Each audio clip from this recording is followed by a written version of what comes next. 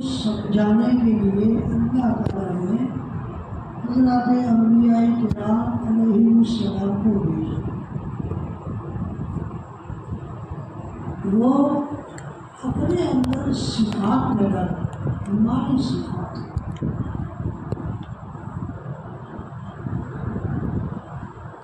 عبادت کر لینا تو بہت آسان ہے، لیکن ایمان کی جو صفات قرآن میں بیان کی ہوئی ہے، صبر، شکر، قناعت، غصے پر قابو، وہ ساری صفات جو اللہ نے حضرت ابراہیم علیہ السلام، حضرت ایوب علیہ السلام، آپ علیہ السلام، انک لعلی خلق عظیم،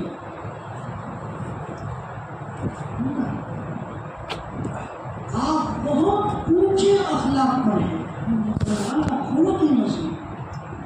اور پھر آپ علیہ السلام نے فرمایا بعثت لأتمم مکارم الاخلاق، انہیں اس لیے دنیا میں بھیجا گیا تاکہ اچھے اخلاق کیا ہے، کیسے ہیں، اس کو مکمل کروں، لوگوں کو سمجھاؤں، لوگوں کو سمجھاؤں کہ اچھے اخلاق کس کو کہتے ہیں۔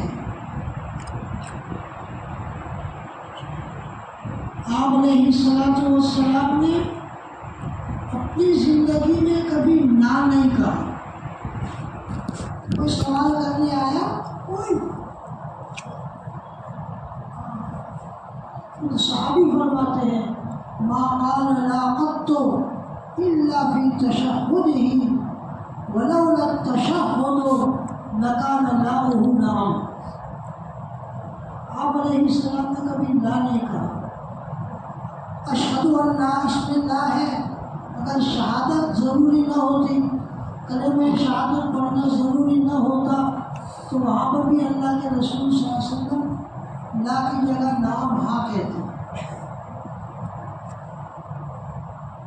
آپ علیہ السلام کی سخاوت کتنی اونچی تھی۔ حضرت نبی فرماتے کان رسول اللہ صلی اللہ علیہ وسلم اجود الناس، لوگوں میں سب سے زیادہ سخی تھے۔ وکان اجود ما یکون فی رمضان حین یلقاہ جبرائیل، جبرائیل علیہ السلام ہر رمضان میں آپ علیہ السلام کے پاس قرآن کا دور کرنے کے لیے آتے تھے۔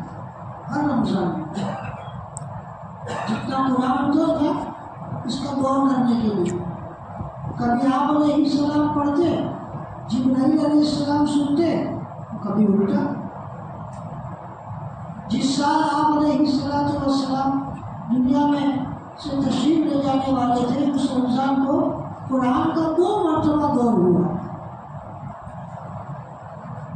تو اس وقت رمضان میں جب جبرائیل علیہ السلام آتے تھے تو آپ کی سخاوت اور بڑھ جاتی تھی۔ فضل رسول اللہ صلی اللہ علیہ وسلم اجود من الریح المرسلہ، آپ علیہ السلام یہ آندھی چلتی ہے اس سے بھی زیادہ آپ علیہ السلام کی سخاوت بڑھ جاتی تھی۔ تو یہ اچھے اخلاق اپنے اندر پیدا کرنا بہت ضروری ہے۔ اسی کے اوپر جو ہے کامیابی کا دار و مدار ہے۔ اللہ تعالیٰ کے یہاں قبولیت، اور یہ جو اللہ والوں نے زندگی میں مجاہدے کیے، صحابہ نے مجاہدے اسی لیے تاکہ اپنے اندر صفات پیدا ہو۔ میں نے یہ جو حدیث پڑھی، آپ علیہ السلام نے فرمایا من تواضع للہ رفعہ اللہ، جو آدمی تواضع کرتا ہے، جو آدمی اپنے آپ کو گرا دیتا ہے تو اللہ تعالیٰ اس کو ترقی دیتے ہیں۔ دنیا کا معاملہ الٹا ہے، یہ دنیا امتحان کی جگہ ہے، اپنے آپ کو گراؤ، خوش مت رہو، خوش مت رہو۔ اللہ والے کہتے ہیں کہ اللہ تعالیٰ کے یہاں ٹوٹے ہوئے دلوں کی بڑی قدر ہے، ٹوٹے ہوئے دل۔ اور شرائط میں حضور پاک صلی اللہ علیہ وسلم کے بارے میں فرمایا کان رسول اللہ صلی اللہ علیہ وسلم متواصل الاعصاب، آپ علیہ الصلوۃ والسلام ہمیشہ غمگین رہتے تھے. ہم بھی غمگین رہتے ہیں لیکن ہمارا غم سماجی لائن سے ہوتا ہے، دنیا کی لائن سے ہوتا ہے، فکریں اسی کی ہوتی ہیں. آپ علیہ الصلوۃ والسلام ہمیشہ غمگین اللہ کی یاد میں. جو فی عزیز عزیز الفجر، آپ کے دل میں آپ کا دل ایسا ابلتا تھا جیسے کہ ہانڈی ابلتی ہے، ہانڈی جیسے ابلتی ہے ایسا آپ علیہ الصلوۃ والسلام کا دل ابلتا تھا.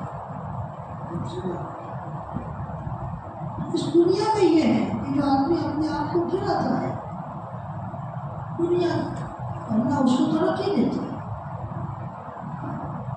حضرت اسماء رضی اللہ تعالیٰ عنہا کو آپ علیہ السلام کی شادی ہوتی ہے. حضرت اسماء رضی اللہ تعالیٰ عنہا ان کو آپ علیہ السلام نے فرمایا ارے جمع کر کے مت رکھو، اپنے پاس جو دولت آئے اس کو جمع کر کے مت رکھو کہ اللہ تعالیٰ گن کر کے مت رکھو، اللہ گن کر کے دیں گے. جتنا تمہارے بس میں وہ خرچ کرتے ہو، جتنا تمہارے بس میں وہ خرچ کرتے ہو. یہ دنیا میں خرچ کرنے سے بڑھتا ہے. حالانکہ عقل یہ کہتی ہے کہ جمع کرنے سے جو ہے پونجی بڑھتی ہے اور خرچ کرنے سے بڑھتی ہے، لیکن اس دنیا کا معاملہ الگ ہے. اللہ کے قرب کا یہ ذریعہ ہے. چنانچہ ازواج مطہرات نے آپ علیہ الصلوۃ والسلام سے پوچھا کہ اللہ کے رسول صلی اللہ علیہ وسلم، جو آپ کی بیویاں ہیں ان میں سب سے پہلے آپ سے آ کر کون ملے گی؟ اور سب سے پہلے آپ کو ملے گی؟ تو آپ علیہ السلام نے بڑے کنایے سے فرمایا کہ اگر تم میں سے جس کا ہاتھ لمبا ہوگا، تم میں سے جس کا ہاتھ لمبا ہوگا وہ مجھ سے جلدی آ کر ملے گی. تو زوجات مطہرات نے سمجھا کہ ہاتھ جس کا لمبا ہو، تو پاس لا کر کے سب نے ناپا کہ کس کا لمبا ہے. تو ایک زوجہ مطہرہ کا ہاتھ لمبا نکلا، سمجھ لیا کہ ان کا انتقال جلدی ہوگا. لیکن ان کا انتقال جلدی نہیں ہوا. حضرت زینب رضی اللہ، زینب بنت خزیمہ جو ام المساکین کے لقب سے مشہور ہے، ام المساکین، مسکین اور غریبوں کی ماں، ان کا سب سے پہلے انتقال ہوا. تو تب ازواج مطہرات کو پتہ چلا کہ ہاتھ لمبا ہونے سے مراد ظاہری لمبا ہونا نہیں ہے، بلکہ جو خرچ کرنے میں جس کا ہاتھ لمبا ہو، خرچ کرنے میں جس کا ہاتھ لمبا ہو، خرچ کرنا. اور خرچ ہو جاتا ہے، آدمی کو افسوس ہے خرچ ہو گیا، لیکن خرچ کرنا اللہ کے راستے میں یہ برکت مال کے بڑھنے کا ذریعہ ہے. اس سے مال بڑھتا ہے خرچ کرنے سے، خاص کر کے فرض میں. اس لیے میں اکثر کہا کرتا ہوں کہ بہت سے لوگ جو ہے فقیروں کو سے آتے ہیں تو جو ہے صدقہ کرتے، 5 روپے 10 روپے صدقہ کرتے ہیں. ہمیشہ جب بھی کوئی صدقہ کرو تو زکوٰۃ کی نیت ہو. اس لیے کہ اگر آپ کے ذمے زکوٰۃ نہیں ہے تو صدقہ تو ہونے کے والا ہے، لیکن آپ صدقہ کر دو اور ذمے میں زکوٰۃ رہتی ہے تو کیا فائدہ؟ آپ زکوٰۃ کی نیت سے 5-10 روپے خرچ کریں گے، کسی کو کپڑا دے دیا، بہت سارے شغلیں ہیں. آپ زکوٰۃ کی نیت کرو، فرض کی. اگر آپ کے ذمے زکوٰۃ نہیں ہے تو صدقہ کا تو ثواب ملے گا ہی. فرض کی نیت سے صدقے کا ثواب ملتا ہے، اور ذمے سے فریضہ ادا ہو جاتا ہے زکوٰۃ کی نیت سے ادا کرنے سے. تو مال خرچ کرنے سے بڑھتا ہے. دنیا کے یہ دنیا دارالمحن ہے، اس میں معاملہ الٹا ہے. بخاری شریف کی حدیث ہے، آپ علیہ السلام کی اٹھنی مشہور تیز رفتار تھی، کان لا یسبق، وہ ہمیشہ آگے چلتی تھی، سب سے آگے تیز چلتی تھی. ایک مرتبہ ایک دیہاتی آدمی اپنی اونٹنی لے کر کے آیا اور دوڑنے میں اس اونٹنی سے مقابلہ کیا تو دیہاتی کی اونٹنی آگے بڑھ گئی. تو صحابہ کرام کو کیا مزہ کیا ہے، ہمارے حضرت حضور صلی اللہ علیہ وسلم کی اونٹنی اور وہ پیچھے رہ گئی، وہ مصروف ہو گئے. تو آپ علیہ السلام نے کتنی قیمتی بات فرمائی، ما من شيء من الدنيا يرتفع إلا حق على الله أن يزعه. دنیا کے لائن کی کوئی چیز بھی سر اٹھاتی ہے، دنیا کے لائن کی، تو اللہ پر حق بنتا ہے اس کو گرا دے، اللہ اس کو گرا دیتا ہے. یہ دنیا کی اونٹنی سواری کے لیے دنیا کی چیز ہے، دنیا کی چیز ہے. تو اگر کوئی آگے بڑھتا، کوئی بھی یہ اونٹنی کی مثال کا کوئی بھی دنیا کی لائن سے جو آگے بڑھتا ہے، اللہ حق علی اللہ، اللہ پر ضروری ہے اللہ اس کو گرا. ہاں جو چیزیں آخرت سے متعلق ہے اس میں یہ قاعدہ ہے، آخرت سے آپ نیک اعمال کرو تو یہ نہیں کہ پھر ایک دن آپ کو اللہ تعالیٰ جو ہے نیچے اتر دے گا، نہیں، بڑھاتے ہی رہیں، صحیح نیت سے، اخلاص سے اور صحیح طریقے سے. قاعدہ ہے صحیح طریقے سے. ہر بندہ نیک اعمال کرتا ہے، علم حاصل کرتا ہے، علم ترقی کرتا رہتا ہے. اللہ اس کو کتنا علم دیتے ہیں، علم اس کا کوئی کنارہ نہیں، علم کا. قرآن میں اللہ نے فرمایا کہ اگر اللہ کا علم کتنا بڑا ہوا ہے، سمندر کا پانی سارا کا سارا سیاہی ہو جائے اور دنیا کے جتنے بھی درخت ہیں وہ سارے کے سارے قلم بن جائے، قلم، اور لکھنا شروع کرے اللہ کے کلام کو، لکھنا شروع کرے اللہ کی باتوں کو، اللہ کی حکمتوں کو، اللہ کے احکام اور اوامر کو، اللہ کے فیصلوں کو اور اللہ کی طاقت کو، اللہ کی نعمتوں کو، تو پھر یہ سیاہی ختم ہو جائے گی، یہ قلم سارے ختم ہو جائیں گے، لیکن اللہ کے کلمات کبھی ختم نہیں ہوں گے. کیوں؟ کوئی ان کو واسطہ ہی نہیں ہے. اس لیے کہ دنیا کی ہر چیز متنائی ہے، ہر چیز کا کوئی نہ کوئی کنارہ ہے. آدم علیہ السلام سے ابتدا ہوئی انسانوں کی، اور اس کا کنارہ ہے کہ آخری انسان آئے گا. ہر چیز کا ایک کنارہ ہے، پانی کا ہو، نمک کا ہو، جتنی بھی چیزیں، ہر چیز کا ایک نہ کوئی حد اور کنارہ ہے. لیکن اللہ کی ذات اور اللہ کی صفات، اس کا کوئی حد نہیں، اس کی کوئی کچھ نہیں. یعنی اللہ تعالیٰ اس دنیا سے بالکل الگ تھلگ ہے. یہی نشانی ہے اللہ کے اللہ ہونے کی. نہیں سب مثل ہی ہے، اللہ جیسی کوئی چیز ہے ہی نہیں، اللہ جیسی کوئی چیز ہے ہی نہیں. جب اللہ تعالیٰ، اس میں کہا گیا کہ اللہ کے بارے میں غور مت کرو. کوئی آدمی اللہ کا تصور کرنا چاہے تو کر نہیں کر سکتا، اس لیے کہ تصور کس سے کرے گا؟ اللہ کا اپنی عقل سے کرے گا. اب عقل تو متناہی ہے، وہ مختصر مخصوص چیز کو سوچ سکتی ہے، اور اللہ تعالیٰ تو اس کا کوئی کنارہ نہیں، تو اللہ ہمارے دماغ میں کیسے آ سکتے ہیں؟ تو اللہ تعالیٰ کائنات کا یہ نظام ہے. دنیا میں آدمی جتنا اپنے آپ کو گراتا ہے اپنے آپ کو گراتا ہے، اور گرانا کون آدمی اپنے آپ کو گرائے گا؟ اپنے آپ کو کون گرائے گا؟ جس میں سب سے زیادہ عاجزی ہو۔ اللہ کے رسول صلی اللہ علیہ وسلم سب سے اونچا وصف، سب سے اونچا وصف عاجزی، سب سے اونچا مجلس میں آپ علیہ الصلوۃ والسلام اس طریقے سے بیٹھتے تھے، آنے والے کو پتہ نہیں چلتا تھا کہ اس میں محمد صلی اللہ علیہ وسلم کون ہے۔ تخت ہونا چاہیے، تکیے ہونے چاہیے، شمال ہونی چاہیے۔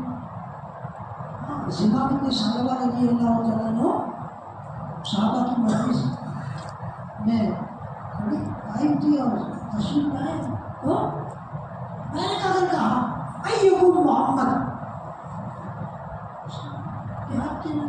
ارے تم میں محمد کون ہے؟ ہمارا جیسے غصے ہو گئے ماننے تھے تم مطلب سے بولو، صحابہ بھی غصے نہیں ہوئے۔ آپ نے اسلام صحابہ کے بالکل بیچوں بیچ تھا۔ آپ علیہ السلام نے اشارہ کر سمے تو میں نے تمہاری بات سن لی، تمہیں کیا کہنا ہے بولو۔ آپ علیہ السلام نے سب سے زیادہ جو اپنے آپ کو گراتا ہے اس میں عاجزی ہوتی ہے۔ عام طور پر یہ چیز بہت ہوتی ہے، اور آدمی میں عاجزی نہیں ہوتی تو آدمی کو غصہ آتا ہے۔ کب تک؟ جب تک سنا نہیں تب تک جو ہے اس کو چین نہیں، خاص کر کے گھروں میں جب ساتھ یہ بیوی ہے اس کو جب تک سنائے گی نہیں اس کو چین نہیں ہوگا۔ شوہر کا اگر قابو ہے تو شوہر یہ آسان بہت مشکل ہے۔ اپنے آپ پی جانا صبر، قرآن پاک میں سب سے زیادہ اگر اللہ نے کسی چیز کو بیان کیا ہے تو وہ صبر کو بیان کیا، صبر۔ اس لیے حدیث میں آپ علیہ السلام نے فرمایا صبر مت مانگو۔ بخاری شریف کی حدیث ہے کہ جو آدمی عزت اور پاک دامنی مانگے گا اللہ اس کو پاک دامنی دیں گے، کہ میری عزت کے اوپر دھبا نہ لگے، اللہ اس کو پاک دامنی دے گا۔ پاک دامنی جو مانگے گا، خالی مانگنا ہی نہیں، مانگنے کا مطلب پاک دامنی کے ساتھ پاک دامنی کی جو اسباب ہے وہ ساتھ میں اختیار کرے کہ نظروں کو نیچی رکھے، لباس صحیح، تو اللہ تعالیٰ اس کو پاک دامنی۔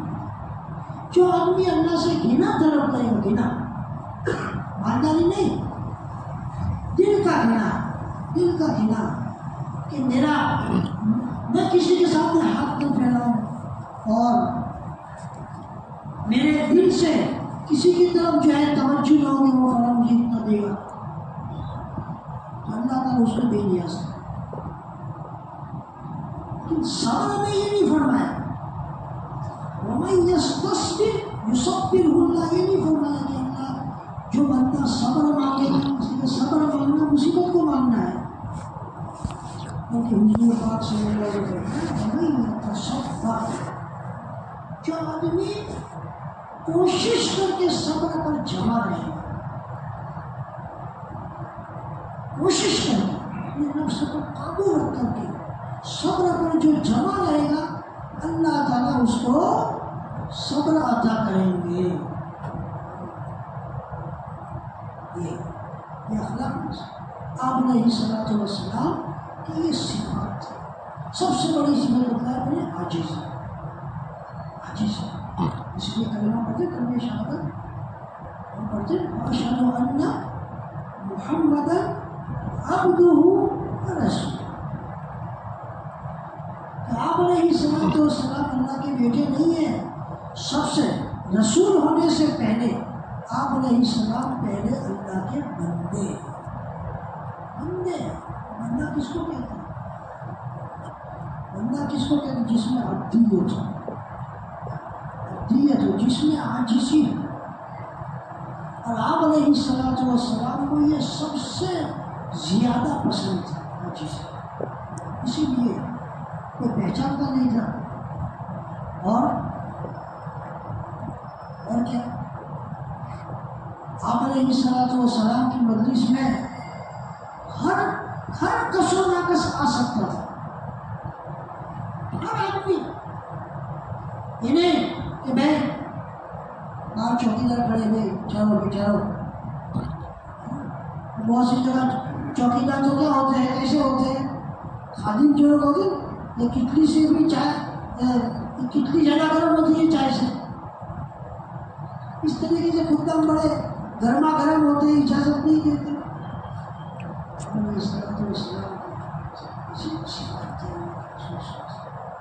اس لیے کوئی جو ہے آپ علیہ السلام کے صفات کا دعویٰ کرے، قرآن اللہ تعالیٰ نے آپ علیہ السلام کے بارے میں فرما دیا ہے اِنَّكَ لَعَلَىٰ خُلُقٍ عَظِيمٍ، اونچے اخلاق. تو آپ علیہ السلام کو ابدیت پسند تھی، اسی لیے میں کہا کرتا ہوں اکثر بیان میں، حدیث میں اللہ کے رسول صلی اللہ علیہ وسلم نے فرمایا لو لبثت فی السجن طول ما لبث یوسف لاجدت الداعی. دو چیزیں، ایک ناز اور ایک نیاز. ابدیت عاجزی اس کو نیاز کہتے ہیں، نیاز مندی، اور نخرا اس کو ناز کہتے ہیں. یہ دونوں چیزیں پسندیدہ ہیں. اللہ کے نبی دونوں چیزیں پسندیدہ ہیں، لیکن آپ علیہ السلام کو نیاز یعنی عاجزی پسند تھی. ناز کیا ہے؟ جیسے بہت اللہ آپ کو دینا پڑے گا، تو بندہ ایمان میں مضبوط ہے، پختہ ہے نا، اللہ سے جو ہے اس کے معاملہ میں اللہ نے آپ کو تو دینا پڑے گا، اللہ دے دیتے، اس کو ناز کہتے ہیں. تو حضرت یوسف نبی علیہ السلام کو جیل میں ڈال دیا تھا، اور جب جو ہے تعبیر بتلائی بادشاہ کی، تو بادشاہ نے بولا جیل میں سے باہر نکالو. تو حضرت یوسف نبی علیہ السلام نے ناز کا معاملہ کیا، میں نہیں لوں گا. پہلے مجھے کس وجہ سے جیل میں ڈالا، میرا گناہ بتلاؤ. تو یہ بری چیز نہیں، میری برات ظاہر ہو کب میں نکلوں گا. جب تک برات ظاہر نہیں ہوئی اور زلیخا نے جب تک اقرار نہیں کیا، تب تک یوسف علیہ السلام جیل میں سے باہر نہیں. آپ علیہ السلام نے کیا فرمایا؟ اگر اس جگہ میں ہوتا تو میں نیاز سے کام لیتا، عاجزی سے کام لیتا، اور میں بادشاہ کے بلانے کے اوپر فوراً باہر آ جاتا. اس لیے عزت و ذلت اللہ کے ہاتھ میں، عزت دینا. آپ علیہ السلام میں ناز نہ کرتا، فوراً باہر آ جاتا. اس سے آپ علیہ السلام نے اپنا مقام بتلایا اور اپنی امت کو سکھایا کہ اپنے اندر یہ مقام پیدا کرو. ہاں، عاجزی اللہ کو سب سے زیادہ یہ پسند ہے، سب سے. اسی لیے بخاری شریف کی حدیث ہے، صحابہ کرام نے پوچھا کہ اللہ کے رسول صلی اللہ علیہ وسلم جنت میں کون جائیں گے، جنتی کون لوگ ہوں گے؟ تو فرمایا الا ادلکم بأہل الجنہ، جنت والے کون ہوں گے بتلاؤ. فرمایا علیہ السلام تین باتیں، کل ضعیف متضعف لو اقسم علی اللہ لابرہ، جو انتہائی کمزور ہو، دبلا پتلا، اور لوگ بھی اس کو کمزور سمجھتے ہو. عاجز جو کمزور ہوتا ہے وہ عاجز ہوتا ہے. کمزور ہو مالی اعتبار سے بھی، جسم کے اعتبار سے بھی، اور سماج میں ویلیو کے اعتبار سے بھی ضعیف ہو، لوگ اس کو کمزور سمجھتے ہو.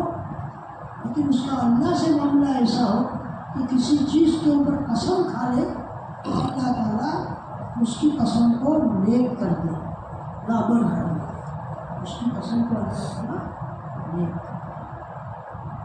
بھائی اور دوستوں بزرگ، یہ مختصر جو میں نے بات کی، مقصد اس کا یہ ہے کہ اپنے اندر صفات یہ صفات بغیر کسی کی شیخ کی صحبت کے بھی ہو سکتی. ایک آدمی عالم ہوتا ہے، عالم کو پڑھنے والے کو معلوم ہوتا ہے کہ یہ صفات ہے، علماء کرام کو معلوم ہوتا ہے، جو قرآن پڑھتے ہیں قرآن کی تفسیر کو بھی معلوم ہوتا ہے کہ یہ صفات ہے. لیکن جب تک کسی شیخ کی لمبی صحبت آدمی نہیں پاتا تب تک اس کے لیے صفات ملے گی. اس لیے کہ یہ جیسے کہ سخاوت اس کی ضد ہے، بخل تو آدمی کو احساس نہیں ہوتا کہ بخل کی بیماری میرے اندر ہے کہ میرے اندر حرص اور لالچ، آدمی کو پتہ ہی نہیں ہوتا کہ میرے میں حرص ہے، خطرناک بیماری ہے. آدمی میں کینہ ہوتا ہے، کینہ آدمی کو احساس ہی نہیں ہوتا کہ میرے میں کینہ. حضرت انس رضی اللہ تعالیٰ عنہ آپ نے سے فرمایا، اے انس اگر تمہارے بس میں ہے کہ تم صبح کرو اور شام کرو اس حال میں کہ تمہارے دل میں کسی مسلمان کے بارے میں کینہ نہ ہو، تم یہ ضرور کرو. فرمایا یہ میری سنت ہے، میری سنت ہے، میری سنت ہے. ہمیشہ رات کو سو جاؤ، سونے کے وقت دن میں اللہ میرے سب کو مارا. اکثر لوگ ہیں مرد جو ہوتے ہیں اپنی بیویوں سے ناراض ہوتے ہیں، اکثر ہوتے ہیں. سب سے پہلے اپنی بیوی کو معاف کرو، ہاں بچوں کو معاف کرو. یہ بہت بڑی سنت ہے. آپ نے 3 مرتبہ فرمایا آپ نے، یہ میری سنت، یہ میری سنت ہے، یہ میری سنت. تو اس سے کیا ہوگا مریض صاحب؟ دنیا کا آخرت کا تو فائدہ ہے ہی، دنیا میں کیا فائدہ ہوگا؟ آدمی اسی میں ٹینشن میں رہتا ہے، اس کا ٹینشن ختم ہو جائے گا، معاف کر دیا ختم. آدمی کو سوچتے ہیں کہ بدلہ لینے کا کوئی جذبہ ہی نہیں رہے گا، سب کو معاف کر دیا بہت بڑی چیز ہے. اور اس کے بڑے جو ہے اس کا اچھے انجام ہے. اللہ پاک کے لیے اس میں ذکر کرنا ہے. اس میں کلمہ طیبہ میں جب ذکر کریں تو ہر ایک جو ہے 10-15 مرتبہ پڑھنے کے بعد اپنے اعتبار سے محمد رسول اللہ صلی اللہ علیہ وسلم